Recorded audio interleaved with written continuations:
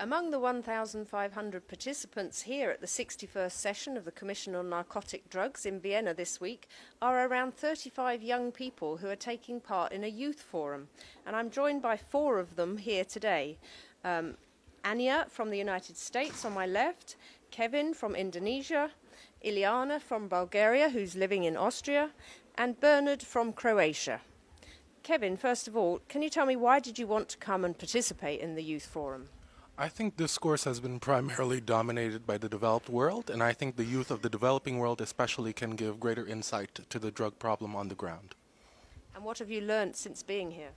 I've learned that the drug problem is a very vast, very transnational issue, and the youth in every country isn't alone in handling and engaging with the drug problem, and that various other people and their fellow youth in other countries are also facing it and can be part of the solution. And Anya, you've been here for the last 2 days discussing with other young people. What have you learnt, and have your views changed?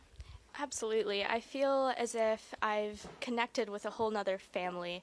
Oftentimes in the United States, I felt as if I was alone, as if I was the only person in Chicago who was passionate about this, only person in D.C. who was passionate about this. And over the years, I grew a family in the United States. And as I came here, I truly figured out that I, in fact, am not alone, that there's other youth across the world who are dealing with the same problems as I am and who really want to empower each other to make a difference in this world. Turning now to Ileana, you're actually involved in some very practical work to help other young people in terms of the drug problem. What are you doing? Tell me about that. So what we do, unfortunately, is only school-based for now, but we are trying to expand. We have peer education sessions, parent educational evenings that we organize. The peer education is mostly based on spreading the truth about the myths around marijuana and alcohol, since we find those as the biggest problems in our school community. And the parents conferences that we organize are involve people. We invite people actually from the UNODC, since we are fortunate enough to have them here in Vienna with us.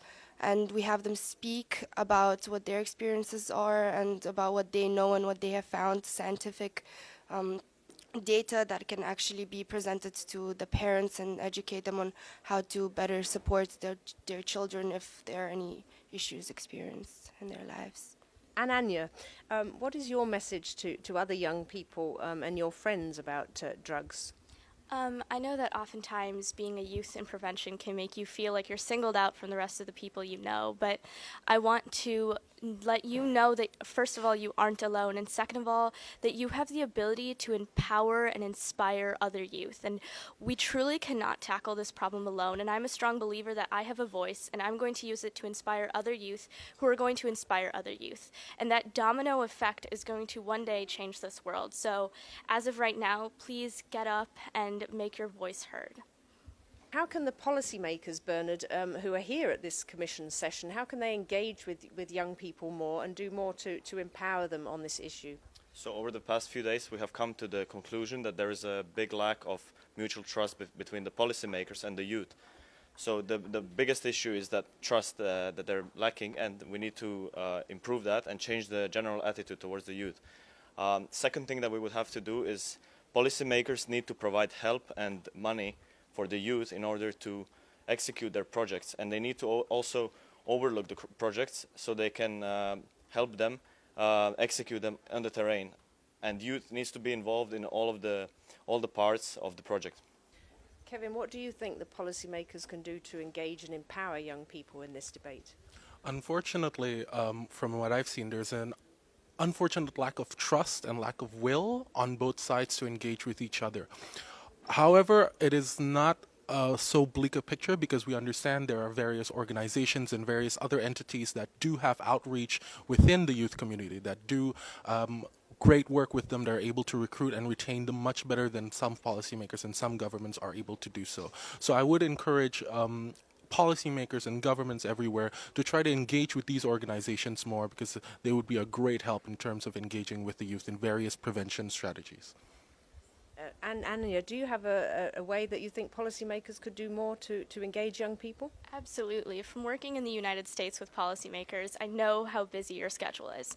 So I'd like to say to you that if you do encounter youth in the work of prevention, please engage them. Listen to what they have to say, understand what they have to say, and please value their opinions and encourage them to keep on going, to keep standing up.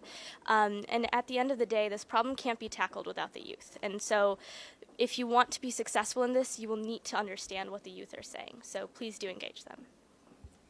Thank you all very much.